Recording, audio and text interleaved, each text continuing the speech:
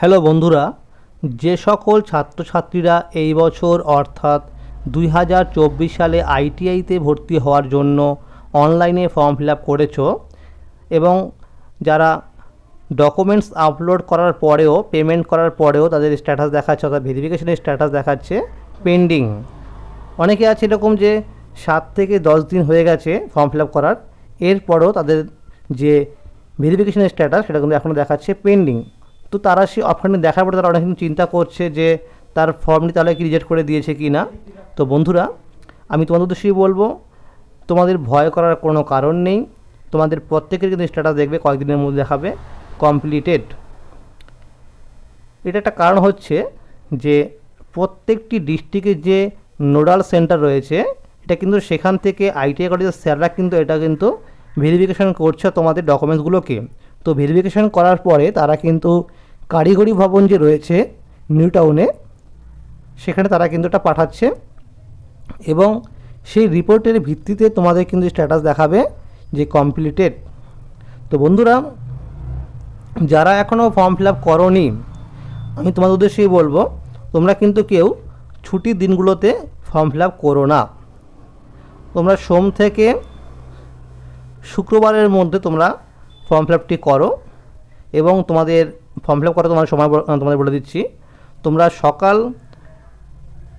10টার আগে বা 10টার মধ্যে তোমরা কিন্তু ফর্ম ফিল আপটি করার চেষ্টা করো। তাহলে তোমরা দেখবে তোমাদের ভেরিফিকেশন যে কাজটি সেটা কিন্তু খুবই কম সময়ের মধ্যে, হয়তো সেদিন হতে পারে বা তার পরের দিন দেখবে তোমাদের স্ট্যাটাস সেটা কিন্তু দেখাবে কমপ্লিটেড। তো এটা হচ্ছে তোমাদের বলে দিলাম, যারা এখনও ফর্ম ফিল আপ করোনি তোমরা কিন্তু এইভাবে ফর্ম ফিল আপটি করবে। এবং তোমাদের আরেকটা কথা বলতে চাই যে যারা ধরো রাতে ফর্ম ফিল আপ করবে, তো তোমাদের সে বলবো যারা রাতে ফর্ম ফিল আপ করবে তোমরা কিন্তু সমস্ত কিছু করবে, অর্থাৎ তোমরা পেমেন্ট করবে এবং ডকুমেন্টস আপলোড করবে, কিন্তু ডকুমেন্টস আপলোড করার পরে যে ফাইনাল সাবমিট থাকে সেটি তোমরা কিন্তু পরের দিন তোমরা সকাল 10টার সময় করে দেবে। তো দেখবে তোমার কিন্তু পেন্ডিংয়ের যে অপশানটা থাকছে না, তোমরা সেটা কিন্তু দেখবে খুব কম সময়ের মধ্যে তোমার কিন্তু স্ট্যাটাস দেখাবে কমপ্লিটেড। এবার বন্ধুরা, অনেকেই প্রশ্ন করছে যে যাদের পেন্ডিং স্ট্যাটাসটা কমপ্লিট হয়ে যাবে তাদের আর কি করতে হবে। তো বন্ধুরা, যাদের স্ট্যাটাস দেখাবে কমপ্লিটেড তোমাদের কিন্তু আর কিছুই করতে হবে না। যখন তোমাদের মেরিট লিস্ট প্রকাশ করবে অর্থাৎ তোমাদের র্যাঙ্ক কার্ড দেবে, তখন তোমাকে কিন্তু সেই ইউজার আইডি এবং পাসওয়ার্ড দিয়ে তোমার লগ ইন করে তোমাকে দেখতে হবে যে তোমার র্যাঙ্ক কত হয়েছে, অর্থাৎ তোমার জেনারেল র্যাঙ্ক কত হয়েছে বা তোমার এসসি এসটি বা ওবিসি র্যাঙ্ক তোমার কত হয়েছে। তো সেই র্যাঙ্কের ভিত্তিতে তোমরা কিন্তু কলেজ চয়েস ফিলিং করবে। তো বন্ধুরা, তোমরা মনে রাখবে যে এই বছর কিন্তু বেশ কিছু সরকারি কলেজ অর্থাৎ নতুন কলেজ কিন্তু খুলবে। তো তোমরা কিন্তু সেখানেও তোমরা কাউন্সেলিং করতে পারবে। তো বন্ধুরা, অনেকে জানতে চেয়েছিলে যে তাহলে তোমরা কাউন্সেলিং কীভাবে করবে। তো বন্ধুরা, তোমরা যখন র্যাঙ্ক কার্ড দেওয়া হবে, তোমাদের ইউজার আইডি এবং পাসওয়ার্ড দিয়ে লগ ইন করার পর দেখবে তোমাদের বাঁদিকে একটি অপশান থাকবে যে ড্যাশবোর্ড। তোমরা সেখানে তোমরা তখন দেখবে যে সেখানে তোমার লেখা থাকবে যে কাউন্সেলিং। তো সেখানে তোমরা কিন্তু ক্লিক করে তোমাদের কলেজ তোমরা কিন্তু চয়েস করবে। তোমরা মনে রাখবে সেখানে এখন দেখবে যে ধরো তোমাদের এরকম থাকবে, ধরো দুর্গাপুর আইটিআইতে ধরো থাকলো যে ফিটার, এবং দেখবে যে এর নিচে দেখবে একটা অপশান থাকবে যে দুর্গাপুর আইটিআই ফিটার, দেখবে থাকবে আইএমসি। কেউ কিন্তু ভুল করে এই আইএমসি কোটাতে ক্লিক করবে না। তোমরা মনে রাখবে যারা আইএমসি কোটাতে চান্স পাবে তাদের কিন্তু খরচা অনেকটাই বেশি, অনেকটা প্রায় প্রাইভেট আইটিআই কলেজের মতোই খরচ। তো বন্ধুরা, তোমাদের মেরিট লিস্ট প্রকাশিত হবে মাধ্যমিকের রেজাল্ট বেরোনোর 10 দিন পরে তোমাদের কিন্তু মেরিট লিস্ট প্রকাশিত হবে, এরকমই কিন্তু আমাদের কাছে খবর আছে।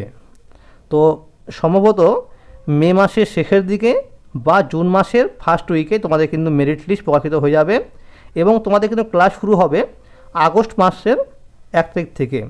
তোমাদের কিন্তু যারা আইটিতে এবছর ভর্তি হবে তোমাদের কিন্তু ক্লাস শুরু হবে আগস্ট মাসের 1 তারিখ থেকে। তো বন্ধুরা, তোমরা কিভাবে কাউন্সেলিং করবে, কিভাবে তোমার কাউন্সেলিং করে তুমি ফার্স্ট কাউন্সেলিং চান্স পেয়ে যাবে, সমস্ত কিছুই কিন্তু আমার চ্যানেলে তোমাদের দেওয়া হবে। তো বন্ধুরা, তোমাদের আরেকটা কথা বলতে চাই, সেটা হলো যে তোমাদের কাউন্সেলিং প্রসেসটা কীভাবে হবে। দেখো বন্ধুরা, তোমাদের র্যাঙ্ক কার্ড দেওয়ার পরে তোমাদের দেখবে ফার্স্ট কাউন্সেলিং এবং সেকেন্ড কাউন্সেলিং এবং থার্ড কাউন্সেলিং তোমাদের কিন্তু হবে। তো এই 3টে কাউন্সেলিং হওয়ার পরে তোমাদের কিন্তু আরও একটি কাউন্সেলিং হবে, সেটা হচ্ছে ফোর্থ কাউন্সেলিং। তো মনে রাখবে যে যারা ধরো প্রথম কাউন্সেলিংয়ে যদি সে ধরো 10টি কলেজ চয়েস করেছিল, এটা একটা কথার কথা, তো সে যদি প্রথম নাম্বার কলেজে পেয়ে যায়, অর্থাৎ যদি সে যদি 1 নম্বর কলেজে পেয়ে যায়, সে কিন্তু অটো আপগ্রেডেশন অপশানটি করতে পারবে না। অর্থাৎ সে চাইলে ওপরের দিকে কলেজে সে কিন্তু আর ভর্তি হওয়ার জন্য আর কিছু করতে পারবে না। তো সে যদি ধরো 2 নম্বরে পায় বা 3 নম্বরের মধ্যে পায়, তো সে কিন্তু 1 নম্বর কলেজে আসার জন্য সে কিন্তু সেকেন্ড কাউন্সিলিংয়ে ওয়েট করতে পারবে। এটাই হচ্ছে অটো আপগ্রেডেশন। মনে রাখবে যে এই অটো আপগ্রেডেশন অপশানটি কিন্তু তোমাদের কিন্তু দেওয়া হবে 3টে কাউন্সিলিং পর্যন্ত, ফার্স্ট, সেকেন্ড, থার্ড। ফোর্থ কাউন্সিলিংয়ে তোমাদের কিন্তু এই অটো আপগ্রেডেশন অপশানটি থাকছে না।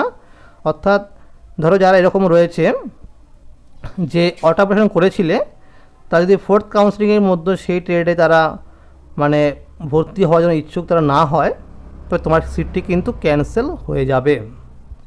তো বন্ধুরা, আরেকটি কথা হলো যে এই 4টে কাউন্সেলিং হওয়ার পরে তোমাদের কিন্তু স্পট কাউন্সেলিং হবে। তো সেখানে তোমাদের কিন্তু তোমাদের যে র্যাঙ্ক কার্ড রয়েছে, তো সেই র্যাঙ্কের উপর ডিপেন্ড করে তারা কিন্তু তোমাদের অ্যাডমিশন নেবে। অর্থাৎ তোমাকে কিন্তু সেই কলেজে গিয়ে তোমাকে কাউন্সেলিং করতে হবে। এটা হচ্ছে অফলাইন প্রসেস। তো বন্ধুরা, আজকে এই ছিল আপডেট। যদি ভিডিওটি ভালো লাগে লাইক করে দেবে। ধন্যবাদ।